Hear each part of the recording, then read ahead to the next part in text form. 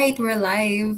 So, good afternoon, everyone. Welcome to another book talk here at Eight Letters Bookstore and Publishing. I'm your book curator, Cindy Wong. And, well, we have today two guest authors who will talk about their books in the next hour.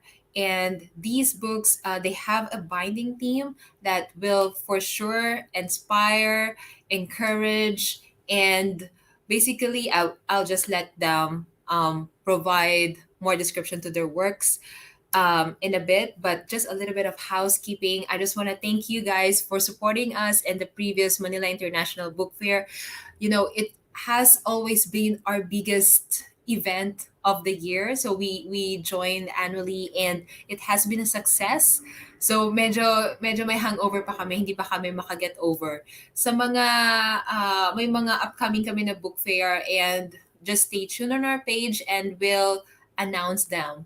But anyway, one of the books that we've launched on that event was Verlin Santos Agaw Dilim. And I believe this is not his first book. We'll have him talk more about that later. Pero yung Agaw Dilim, nagkaroon tayo ng book launch doon. And what is it about? Ito ay naglalaman ng hindi mabilang na karanasan na naisalin sa 100 pirasong aral patungkol sa pag-ibig, kabutihan, pag-asa, pangarap, at iba pang mga mahalagang bahagi ng buhay. Nilakipan din ito ng mga dapit-hapog na silayan ni Verlin Santos himself sa kanyang paglalakbay. So makikita niyo dito sa librong to na marami siya. It's filled with colorful photos at Agaw Dilim. Well, the theme itself is Agaw Dilim. So, a lot of sunrise, sunsets photos. Tutulungan ka ng librong ito na maging mas magnilay at usisain ang kahulugan at kabuluhan ng ating eksistensya. So, without further ado, I'm sure marami nakakilala kay Verlin dito. So, please feel free to comment down below kung meron kayong mga questions sa kanya, because this is now your chance. All right, so without further ado, let us all welcome Verlin. Hi, Verlin. Ayan, hi, hello po. Ayan, naririnig po ba ako ng klaro? Oo, klarong-klaro. Magandang Sige lang po. hapon and welcome sa Eight Letters. Ayun, finally, okay, so Verlin Santos pala is actually founder ng Titik Poetry. So siguro pag-usapan din natin yan maya-maya, no? Pero it's really an honor that you're publishing this second book with us. So, Verlin, can you take us through your journey as an author? Kasi I know na iba-iba yung ginagawa mo sa buhay. So, this is another dimension of Ah, you. Opo, yung para hello po sa ating lahat, isang magandang araw po. Ako po si Verlin Santos ng Titik Poetry. Isa po akong multidisciplinary artist. Gaya po na sinasabi na marami po talaga akong ginagawa. Kasi filmmaking ako, performance poetry, editing, motivational speaker, peace advocate, ayun, yung author. At yun yung mga bagay na ginagawa ko. Tapos, yun, photography, videography, yun yung mga tinitrip ko sa buhay. Script writing. Tapos, naalala ko, dati kasi, well, grade 6 pa lang naman ako, nagsusulat na talaga ako. Pero nung umusbong yung kala Eros Atalia, kanila Bob Ong, yung panahon na yun, sabi ko, pwede rin siguro akong maging author. Tapos, ayun, nagtuloy-tuloy na, nag-aim na ako na sana isang araw ma-publish din ako. Yung mga ganung sana, kapag ka nababanggit na yun, nakikilusan siya eh.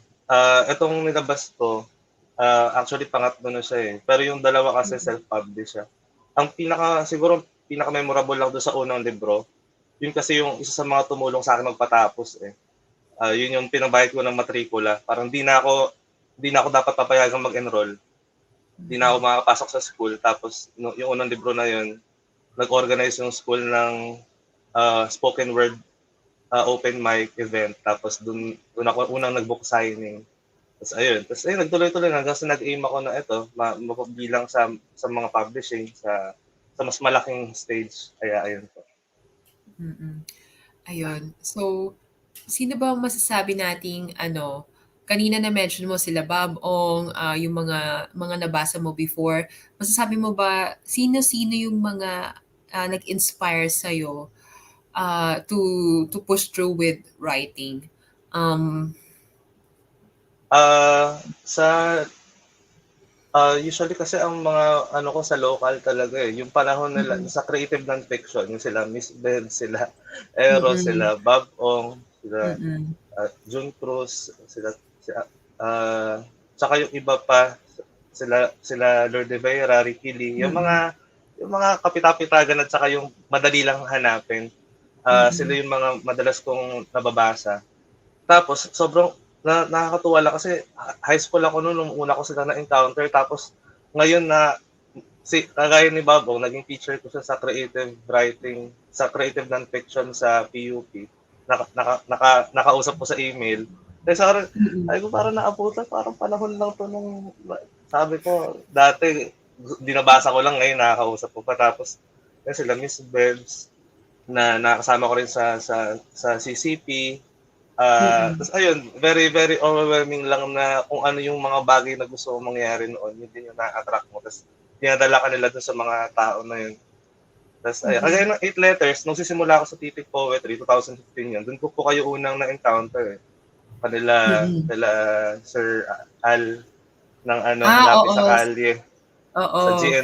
sa GNC Art Gallery ata yun, dito sa Memorya. Dun ko po kayo unang nakita, eh, mga zines pa yung Mm, ginagawa nun, eh. Kaya mm, ayun, mm. congrats din po sa inyo sa success po ninyo. Oo, medyo matagal-tagal na yung panahon na yun ay 2015 parang pa. buti na lang wala ka sinabing taon, pero ay naalala ko yung mga panahon na yun parang sobrang tagal na but, yes kami yung mga tayo yung mga tipong laking Cavite ka 'di ba? Opo, opo, opo. Oo, yung mga taga Cavite. So si Al Joseph alam ko taga Cavite rin.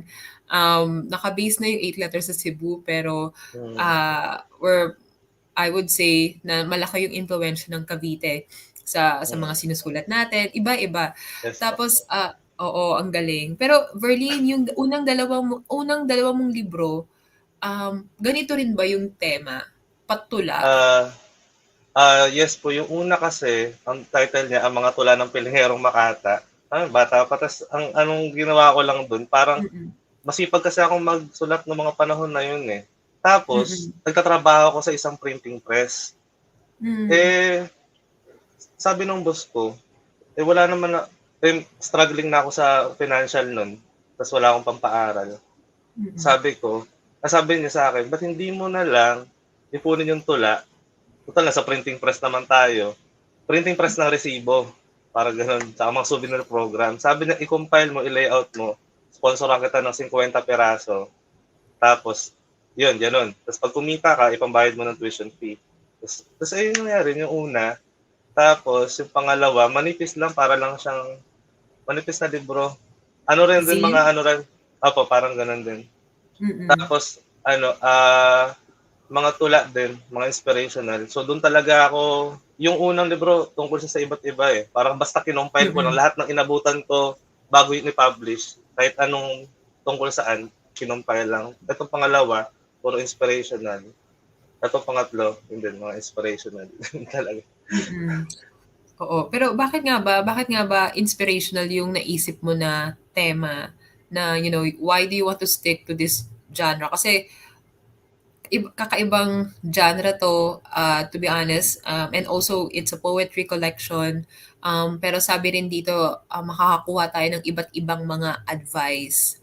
Oo. Verlin, so sa tingin mo ba, saan mo ba nakukuha yung mga advice na nilagay mo dito sa Agaw Dilim? Ayun.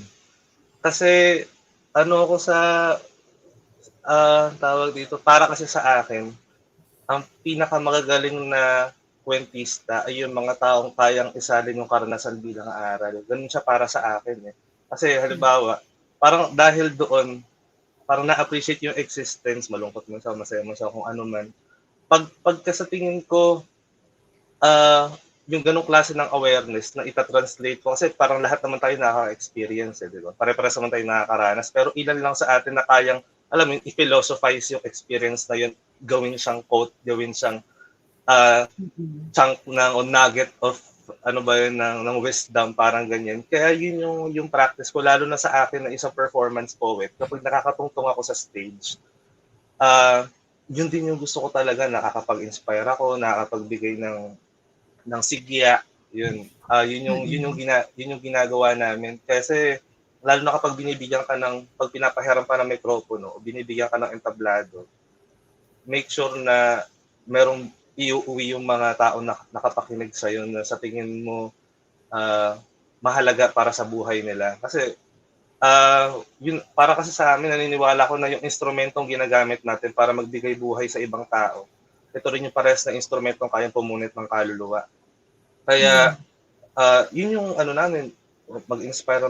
Pero di naman namin sinasabi na wag tayong magsalita about sa mga kung ano-anong social issues. Okay lang din Mm. naman yun, pero higit pa man doon, laging merong personal experience na ano, eh, na gusto nating i-impart kasi para sa akin, may natutuhan kasi ako, eh. Hindi ko siya puwedeng hindi Mm. sabihin, eh.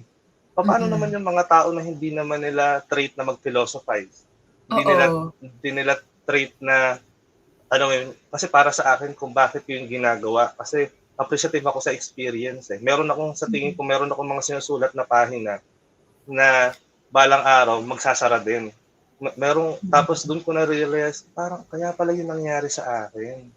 Kasi darating pala 'tong araw na 'to at sa tingin ko ito yung magandang aral dun, eh. Mm. Ito yung magandang quote para dun sa experience na yun. Kaya ano, eh, ma ang dami kong kuwento na sa tingin ko laging may realization na willingly shine-share ko sa ibang tao kasi sa tingin ko napagdadaanan din nila, eh. Pero Mm. hindi mag pero hindi lang siguro nila kayang, alam mo yun, i-turn sa isang two-liner o three-liner na Mm. sentence yung learning nila. Kaya yun yung ginawa ko. Dahil Mm. sa nagpo-poetry rin ako, mahilig tayo sa maglaro ng salita, gusto natin ng yung mga tao ngayon di naman talaga minsan di na sila talaga mahilig magbasa ng napakahaba. Kaya dito kinompress ko sa tingin ko fitting para sa mga taong makakabasa sa bawat araw na ayun dadaan o mababasa man lang.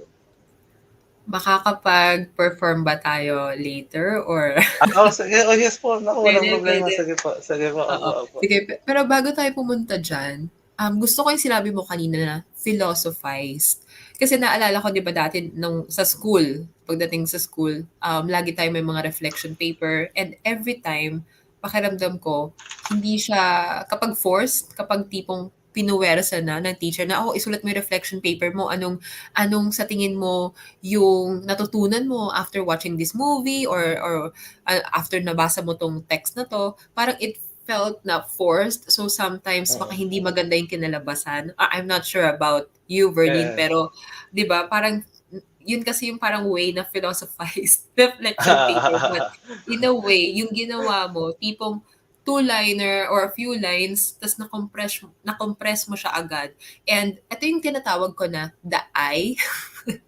Ngayon ko lang siya na-philosophize. The I, hindi lahat ng writers may may mata or may concept na ganito yung gagawin ko dahil na para napagtutugma-tugma mo yung mga karanasan mo at nagkaroon ka ng something new, nagbigay ka ng panibagong ah, porma, tapos na naiintindihan din ng tao, na nakaka-relate yung ibang tao. So ayan, guys, by the way, bago tayo bigyan ng magandang performance ni Verlin, by the way, nag-perform din siya sa Manila International Book Fair at nakakatuwa yon dahil ang dami-daming tao. Um, By the way, yung Agaw Dilim ay available sa aming website at soon magiging available na rin siya sa Shopee at Lazada. So, ayan. Sige, Verlin. Ano ba tong ipaperform mo? Galing ba to sa loob ng libro? Ito ba isa sa mga Ah, paborito mo? ito pong ipe-perform ko, ipineperform ko rin sa ano, sa book fair. Mm-mm. At ang pamagat niya ay kasaysayan kasi, ah, lately tumaas yung awareness ko na lahat ng ano, parang lahat naman talaga ng lalo sa ginagawa ko na sa tingin ko umuukit talaga siya ng kasaysayan. May gano'n akong feeling kung ba't ako nagse-serve sa community, kung bakit ko 'to ginagawa. Kasi Mm, ano 'to, eh, parang proof of work and proof of life, eh. mm, Sa tingin ko naman lahat naman ng efforts ko sa tingin ko sensible naman. Parang lahat naman ng ginagawa ko sa tingin ko, ah, puwede namang kapulutan kaya sabi ko, ah lahat ng bagay na 'to kasaysayan. Lahat ng ginagawa natin, lahat ng ginagawa ninyo, yan kasaysayan niya kasi pagkatapos ng ilang taon kahit wala na tayo sa mundong ibabaw, naging kabahagi tayo nun at sa tingin ko lahat ng efforts na yun, ayun, dahil dito sa mm. ginagawa natin ngayon, sa existence natin. Kaya ang pamagat nito ay kasaysayan, yan. Ayan, yan exciting. Ah, Okay, ready na ba kayo? Ready na ba yung Ayun, nanonood sa atin sige. ngayon? Naghinga Ayan, muna kami. O ayan, sige, okey game, go! yan. Kasaysayan, paano nga ba inuukit? Sa buhangin o sa putik, sa tubig isinusulat o sa hangin ginuguhit kasaysayan, baka mainam kung sa bato, kagaya ng hieroglipiko sa Mesopotamia o Ehipto, maaari rin sa bakal, sa pilak at tanso o hindi naman kaya sa kinang, na diamante at ginto kasaysayan. Paano nga ba inuukit? Pwede ba kahit sa troso o sa kwaderno kung pinulit, gusto ko lang sana na magkuwento at ibuka ang bibig tapos bahala na magsalin kung sila ba ay nakinig kasaysayan. Paano nga ba inuukit? Kasaysayan lang ba kapag ito ay nauulit? Ako binasa pang ilang pahina na, pang ilang kabanata ba ito? O kasaysayan yung panahon kung saan may isinilang na ako kasaysayan. Paano nga ba inuukit? Tanong ng isang tao, nagtanong din ng bakit hanggang sa lumipas ang panahon. Sagot ay natagpuan, hanggang sa inilapat sa berso ang aking kakayahan, kasaysayan. Paano nga ba inuukit? Kasaysayan, at tayo ay pinagtagpo. Anong hiwaga nga ba ang nakabalot sa mundo? Palaisipan ng bukas.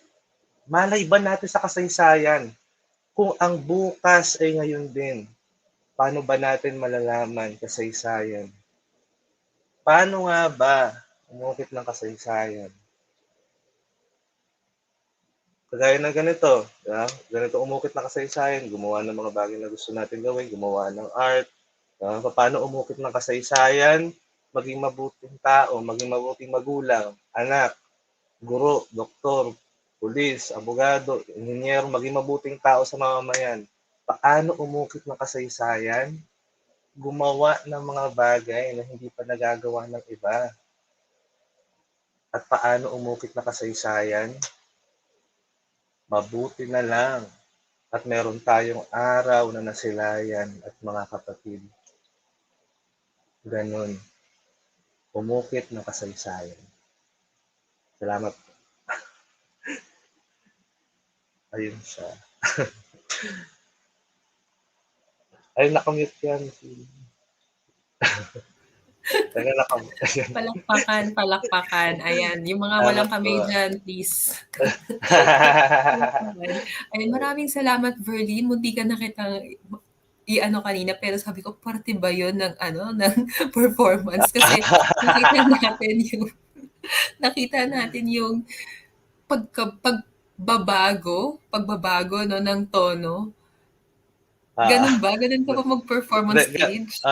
ganun ko siya ginagawa kasi gusto ko siya interactive, eh, na parang kaya minsan kapag nagbibigay ako ng mga talk o 'pag mga talk tsaka mga speech, ini-incorporate yung poetry na parang hindi mo napapansin na tumutula ako, parang gano'n. Kaya mas ano siya, mas alam mo yun, iba yung lasa Ang pagka ganda. pinakikinggan.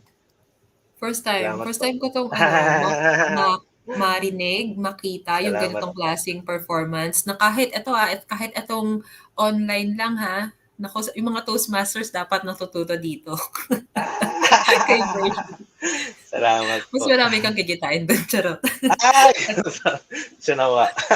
Sige po, salamat po, Mm. Ayun, maganda, maganda. So, ah saan, ano ba, medyo na naiintriga ako sa titik poetry, sa mga ginagawa niyo rin. Sorry, nag-step out ako ng konti sa Okay libro lang po, ha. Oo. okay lang po. So, yung sa titik poetry, no, lagi ba kayo may performance or paano ba kayo dapat i-book if ever? Ayun. Yes po, very, very active po ang Titik Poetry sa Cavite. 8 years na kami Mm. nag-i-exist. At from sa malalaking stage, kagaya ng CCT, ng PETA, ng MOA, na kung ano-anong mga universities and schools, mga organizations and mga communities, nagpe-perform kami dyan. Nagpe-perform kami sa bus, sa terminal ng jeep, sa bundok, sa palengke. Nagpe-perform kami kahit saan. At yun ay bunga ng passion namin, syempre. Kaya kung gusto nyo, kung interested kayo na na makapag-held kami ng workshop sa inyo, o kaya ng talk, o kung ano man, mag-facilitate, yan, pwede nyo i-like yung page namin, Titik Poetry, yan, o kaya follow niyo ako sa page ko, Verlin Santos, o kaya add niyo ako sa Facebook, ayan, diyan, pwede. Ayan, 8 letters Yes. collab na yan. Okay, hintayin Yes, natin. yes, yes, yes, yes, yes. Oo, Sige po. gusto ko yung sinasabi mo dahil I'm sure, marami din mga authors ngayon 'no, na medyo nahihirapan mag-deliver ng mga kanilang istorya. But, sometimes kailangan natin mag-evolve hindi lang sa papel. Teka, balikan din natin yung kaninang pinerform mo, inuukit sa kasaysayan. So, yung pagsusulat natin ng libro, it's more of, pagsusulat natin ng libro, it's more of, 'di ba? Yun yung ginagawa natin. Dito, Yes po. ito mismong maliit na entablado natin sa online community, may inuukit din tayo sa Yes kasaysayan. po, So, yes po. ang galing, 'di ba? There's nothing like titik poetry, that's for sure. So, Salamat po. may Berlin, ikaw ba may sinusulat ka bang bago or sa tingin mo magfo-focus ka muna sa titik poetry for now? Sa ngayon po pinalalakas namin yung Bacoor, eh. Ah, nag Mm. Ngayon ang ginagawa na namin ngayon, dahil po nasa government na rin ako ngayon, ah, bit na hinahanap namin yung mga artists sa iba't ibang, cities ng Cavite. So doon ino-organize namin kasi we are planning sa malapit na hinaharap na magkaroon na united yung mga artists sa iba't ibang art forms, at sa tingin ko nag-umpisa na kami sa Bacoor, meron kaming event bukas na napakalaki. At kapag nagawa namin yun doon, ipo-pull off namin siya sa iba't ibang cities din hanggang sa magkakita yung mga artist na to sa isang malaking art festival sa Cavite. Pero sa ngayon, we're taking steps na. Kaya yun very exciting. Yung efforts ko ngayon nasa community building kasi okay naman ako sa pagsusulat. Dadaan naman po. Nandito pa rin naman. Makapag-focus pa ako sa itong Agaw Dilim, yung mga quotes na yan, ang plano dyan, magiging podcast kasi yan eh. Kaya yung mga quotes na yun, Mm. pag-uusapan yun. So, alam mo yun, tuloy-tuloy pa rin siyang mangyayari at gagawin. Oo. Tapos, ayun siya. Yun po siya. Bigyan pa natin ng konting patikim pa mula sa Agaw Dilim yung mga nanonood sa atin ngayon. Meron ka bang paborito dito na like Ah, quotable quotes? yes po, yes po. Itong special sa akin yung 100 at saka yung number 22 eh. Pero yung 100 na lang. Oo, pakita Ah, naman natin yung book. ayun. Ayun, ganyan Ito, siya kaliit. naka-blur. Oh, para handy lang siya, pwede sa kahit saan dalhin. Oo, Ayan. ayan. So, ayun. Ayan. Naka-blur kasi. Tapos, ayun. Ito yung sigya. Ang ibig kasi, ang translation kasi ng inspiration sa Tagalog talaga ay sigya. Makapagbigay sigya. Parang ganun siya. Hindi, diba Mm. parang nasanay tayo ng inspira. Ganyan, inspiration. Sikya, Pero, okay. sigya. Yun. Vocabulary yan. Ayan. Ito yung aking sigya 100. Ayan. Pagkasama ko yung ibang mga kaibigan, pinapapili ko sila ng 1 to 100, tapos babasahin ko sa kanila kung ano yung quote na yun. Anyway, so ito siya. Yung 100, ito siya. Sa mga huli kong araw, matatagpuan mo ako sa silong ng mga tinupad kong plano.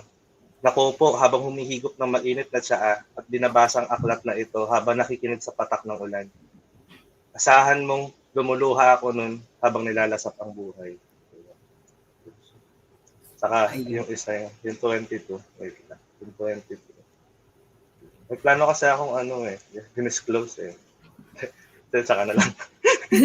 Eto, last na. Eto, yung number 22 kasi birthday ko 'to, eh. Ayun, ah, 22, 22? October 22 po. Ay, Verlin, Lapit magka-birthday na. tayo. Ah, totoo? Totoo, totoo. Mga Libra, mga Libra. Mga Libra yung mga nanonood sa atin ngayon, October 22 po. Ayan, ito po yung sa ano, Sigya number 22. Ayan. Kung ang araw ng kamatayan ko ay dumating, ang tangi kong hiling ay huwag akong ilibing. Sa halip, nais kong itanim ako sa lupa. Hayaang luha ang pandilig sa araw ng aking pagsibol. Ang lilim ko magsisilbing inyong silungan. Yun. Ah, yun siya para sa akin. Parang mas mas gusto ko na itanim ako sa ano, sa lupa. Kaya yung pangarap ko magkaroon ng sariling farm. Magkaroon ako ng sariling lupa. Yun ang gusto ko sa akin. Kaya, Mangyayari yan, Verlin. I'm siya crossing naman. my fingers for you. Kaya natin yan. Salamat po. Salamat Oo, po. tayo pa bang mga Libra? Ay, talaga. Totoo. Tunay, Oo, tunay, tunay. mga masisipag, mga artistic. Salamat po. Oo, ayan. Sa mga nanonood sa atin ngayon, huwag niyong kalimutan yung birthday ni Verlin, October 22. Saka yung birthday na yung Cindy, huwag niyo Oo, kakalimutan. magka-birthday kami. Hindi ko lang sabihin yung taon, pero yung Agaw Dilim, available yan sa aming website. At naging available yan last Manila International Book Fair. At kung saan nag-perform si Verlin, kung gusto nyo panoorin ulit, don't worry. Itong video na to naman, itong stream na to, it's recorded. So, pwede nyo itong ulit-ulitin mamaya. Ayan, maraming salamat, Verlin. Saan Salamat ba po. namin matatagpuan? Ikaw, saan ka namin matatagpuan? Yun, sa ngayon ay mga events lang din dito sa Cavite ang focus namin. Follow niyo na lang po ako sa ano ko sa Facebook account ko na Verlin Santos. Tsaka like yung Titik Poetry kasi nandun halos lahat ng mga events po natin. Thank you. Ayun. Thank you, Verlin. Thank you, Verlin. Kita-kits tayo sa Cavite. Ayan. Paalam. Yes Bye-bye, po. bye-bye. Salamat po. Paalam po. Thank you. Ayan. So, we just had Verlin Santos of Titik Poetry. So, don't forget to get a copy of his book entitled Agaw Dilim. So, ayan. Ang sunod naman nating i-feature ay at also another poet. If I am not mistaken, I will have to double check. But he is from Cebu.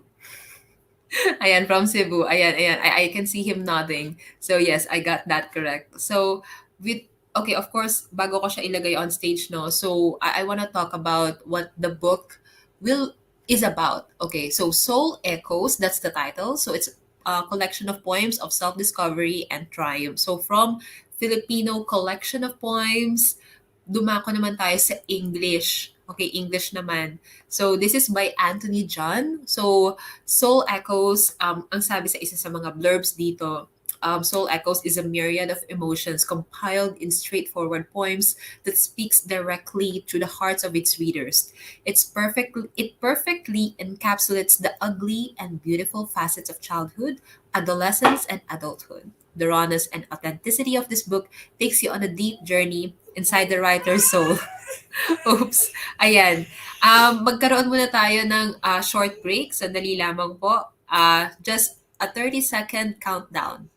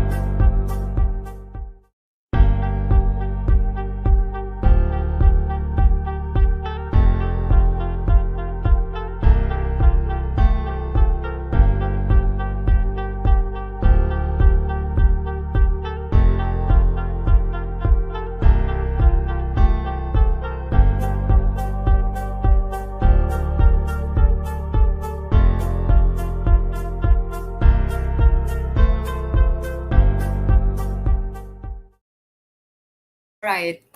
All right, we're back. All right, so without further ado, further to my introduction earlier, I would like to introduce to you, okay, Anthony John. Anthony John, are you here with us?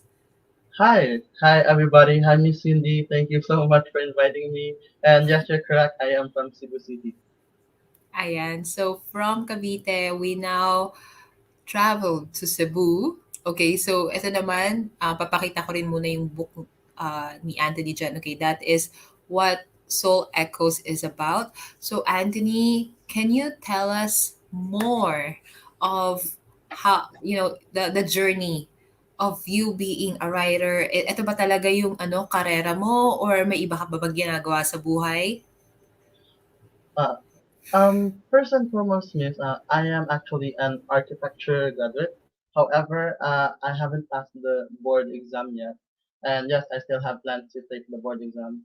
But ever since I was a kid, I think I was about 7 years old, and I started to love poetry and the literature stuff.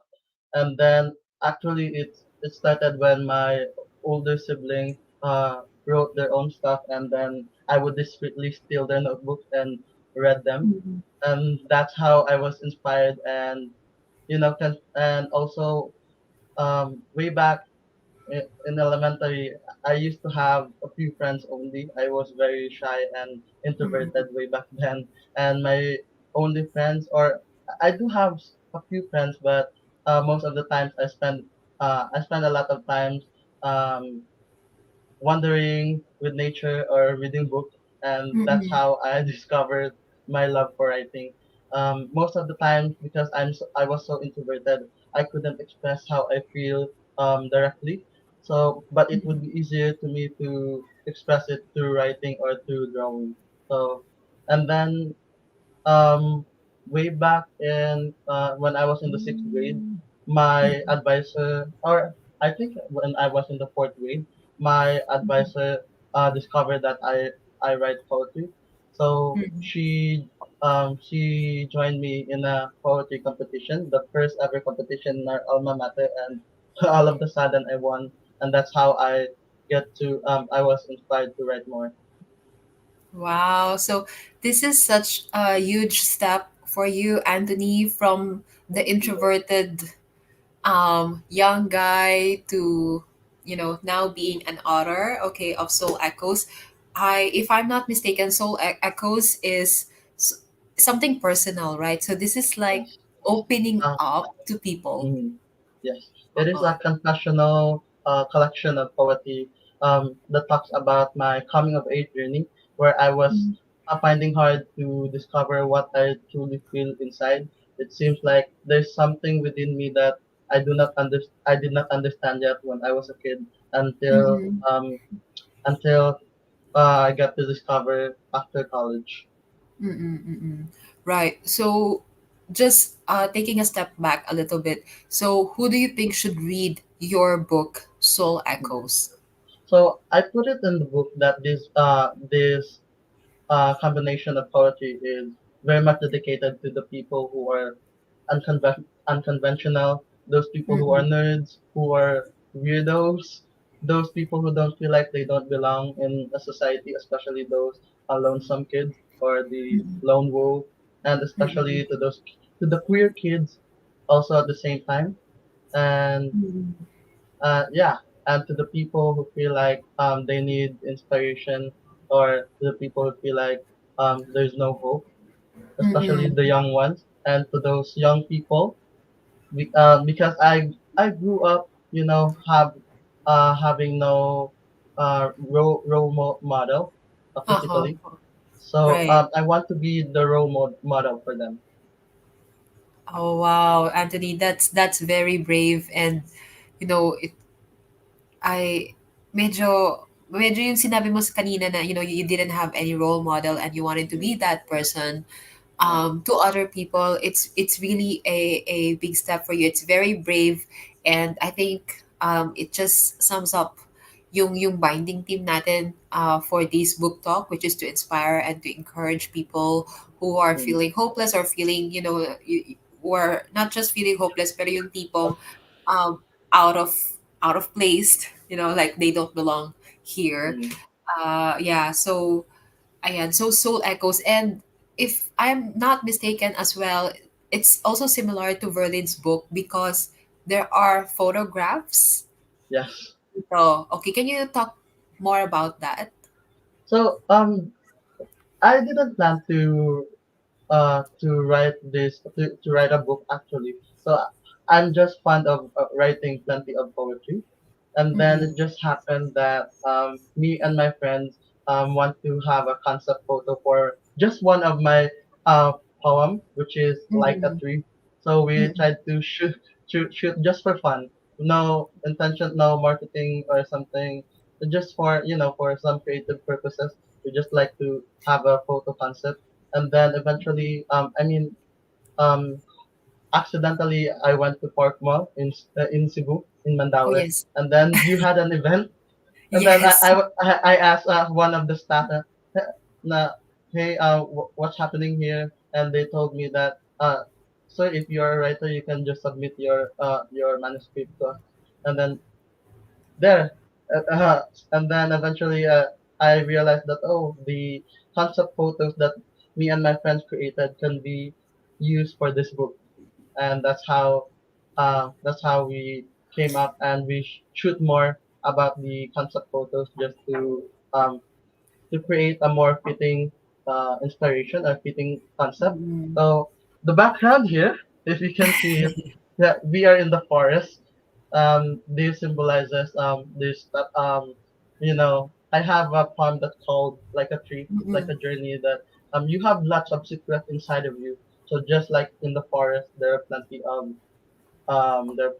plants and plenty of vegetation, and mm-mm, it seems like you are very shy to be vulnerable and to show up, but eventually all the grasses and all the trees and all this vegetation will just sprout and something like that. And just like mm-mm. our emotions, no matter how hard we try to hide it, it will just sprout. Wow. Where is this in Cebu, Anthony? This is in Family Park. If you are familiar, near University of San Carlos. Oh, wow. Wow. Okay, next time I should visit if the weather is good. Yeah. Nice. Yeah, because yeah, I think a forest, it's the forest itself, it Mm. symbolizes a lot of um metaphorical. Metaphor. Yeah. Oo, marami. Like it can be, as you mentioned earlier, the growth of a person, or it Mm. can also be, it can also symbolize the feeling that's lost, like being overwhelmed, but still you trudge on, still you continue, you proceed with your mission. Anthony, what do you have a favorite Yeah. excerpt in the book? Are you able to read an excerpt for us? Oh Para yeah, sure. magkaroon naman ng patikim. Yung mga I'm nanonood sa atin I'm not ngayon. prepared, Oh, but I'm very nervous. But uh, and also, yeah, I have here a favorite poem. It's as what I've told you is the basic concept of this poetry is based on this of this book is based on this poem, which is entitled "Like a Tree." And okay. actually, I wrote this with my fellow architect, and his name is John Michael Emala. We haven't met yet, but we were friends in Tumblr. Way back then, I was a Tumblr nerd, and we decided to have a collaboration. And here it is. Um, Okay. okay. Stories that I have never told grew up inside of me like a tree. I woke up today and found out that a forest I have become, slowly growing with roots, and discovered the strength I thought I never had. The woodland I created from my unsung melodies unearthed all the grievances beneath my soul, beyond my existence. The stems that kept my secrets make my leaves greener, my fruits bloomer, and my thorn withered. Through the darkest of the nights and dimmest of the dawns, the shadow of my forest vanished my mirth. Within the pillars of the trees, I finally see the beauty inside of me. I let the sun beam on my face until my soul blooms slowly. And by the night with the moon, the birds rest in my head and I call them memories. The pain inside of me and all the negativity turned rain and gave moisture to my soul, and the grass that conquered the flood vanquished all my turmoil. The stories that I have never told grew up inside of me like a tree. That's it. Wow, bravo, bravo. Thank you. Thank you, Anthony. That was beautiful. Yeah, and so for those of you who haven't pre-ordered the book yet, I'm showing a screen on our website. You know, you can just go to 8lettersbooks.com. That's number 8 letters with S, books with s.com/shop and search for Soul Echoes. So it's only 280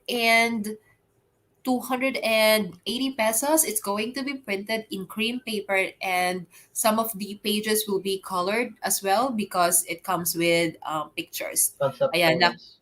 yeah, that na in-explain kanina ni Anthony, na concept photos nila. So yun. So sometimes, no, sometimes you don't really know when naglakad ka lang sa mall and you just approach more stuff, and then oh, yung nga, no, like we have concept photos. Why not we do this? Mm. So things like that happen. But did you have this plan before to publish a book?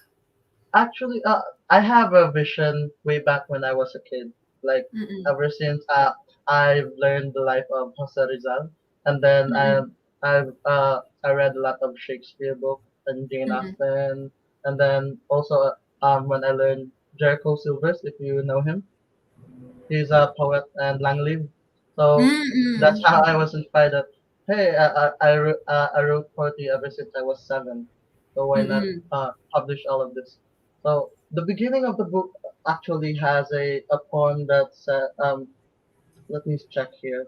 The first poem that you can see here on the book is a poem that I wrote way back when I was 7 years old. It Oh says I'll wow. write a book. Yeah. The 7-year-old Anthony would be proud of you. Is already Thank proud you. of you, Anthony. So you okay, so at least you have that vision that you're going to publish a book. I would like to know, how is the landscape there in Cebu? I know I'm also like that is also based in Cebu, but Mm. I would say 80% of the books that we publish, I would say 95% is, Oh. hindi talaga, like they're not coming from Cebu. They come from other parts of the Philippines. But I would like to know, how do you feel about the landscape there in Cebu when it comes to yung pagiging artist? Kasi kanina, when Verlin mentioned, no, he's the one trying to organize those, or he was building a community of artists of all forms Mm. in Cavite. But how about in Cebu? What do you think is the landscape there? So I'm just here. Actually, I live in Cebu for about 4 years already, and Mm-mm. actually, I am from Leyte. Mm-mm. My birthplace is in Leyte, and Mm-mm. then when I got here in Cebu, I've already met a lot of artists who are just Mm-mm. like me, but better ones. And there are plenty of artists, not just writers, but painters, builders, illustrators, sculptors. I haven't met an I haven't met writers yet. Oh. This is yeah. I just joined. I mean, I just submitted my manuscript to your publishing company because I accidentally went to Parkmore and visit, and then Mm-mm. eventually there was an event that was held by your publishing company. Mm-mm. Oo. That's it. I have no writer friends yet here, and hopefully I can meet one or Mm-mm. join writing organizations or writers club here in Cebu. Mm-mm.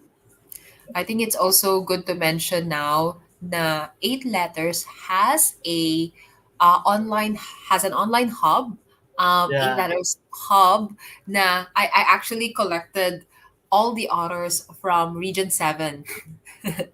Yun, from Region 7 because we're actually in the process then yung katulad ng ginagawa ni Verlin kanina. We're trying to get as much writers as we can in this area and see what we can come up from there because I believe we have future plans then.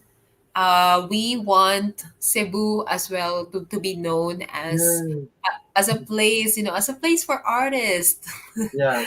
Yes, yan. Kasi marami din namang artists sa Cebu. So, Sobrang okay. rami po.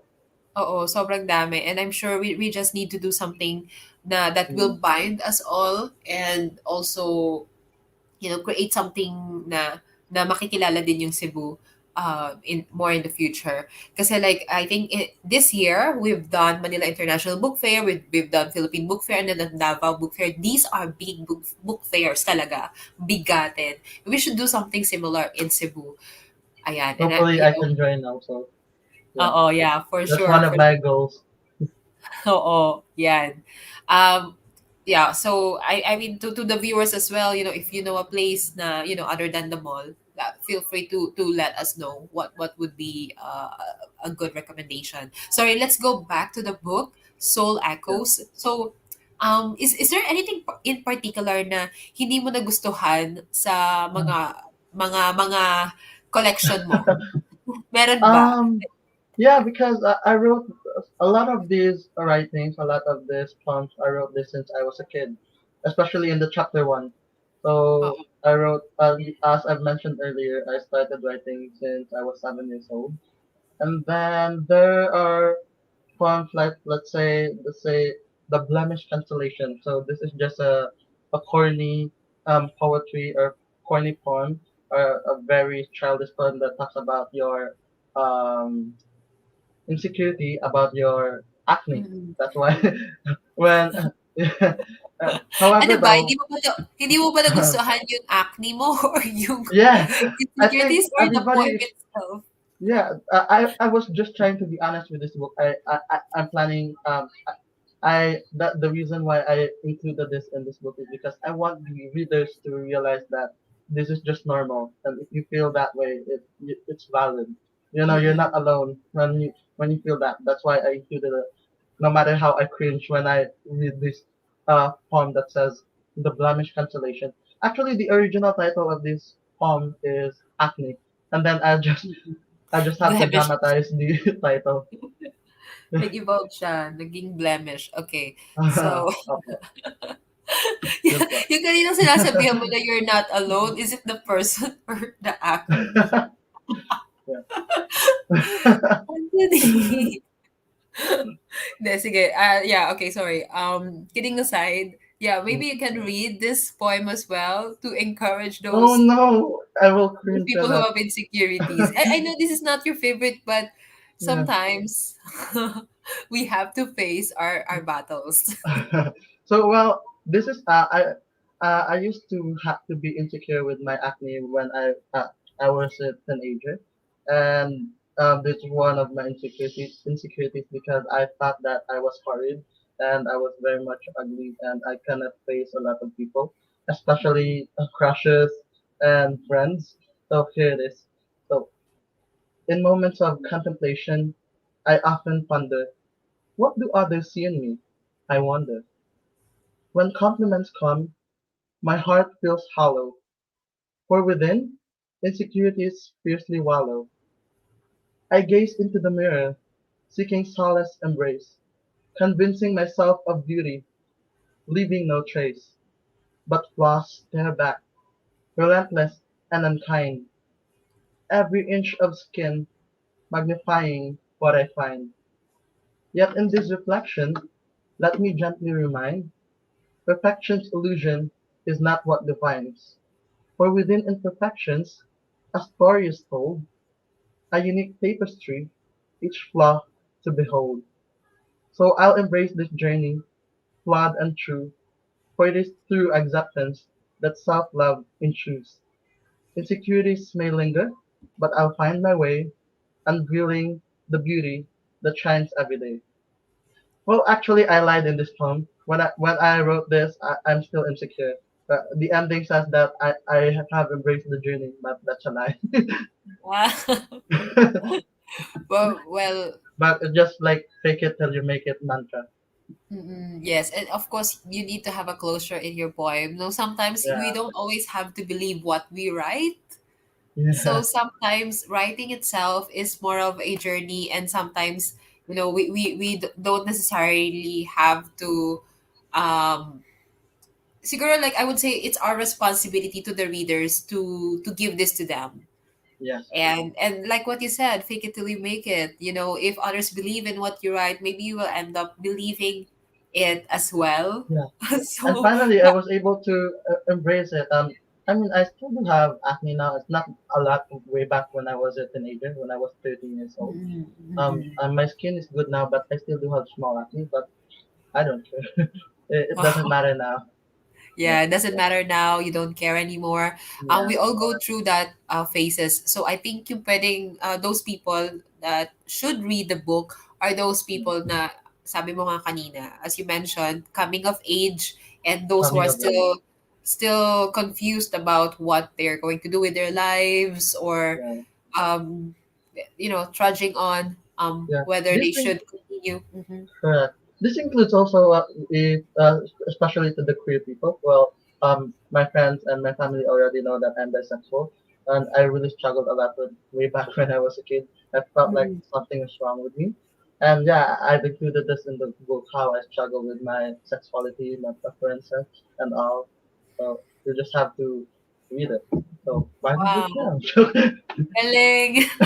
Galing, Anthony. Yeah. So I'm sure there'll be plenty of people who would, get a lot of inspiration from your book. Lalo na kanina, like what you mentioned, yung magiging bisexual, embracing your sexuality itself. Yeah, It's really very important then.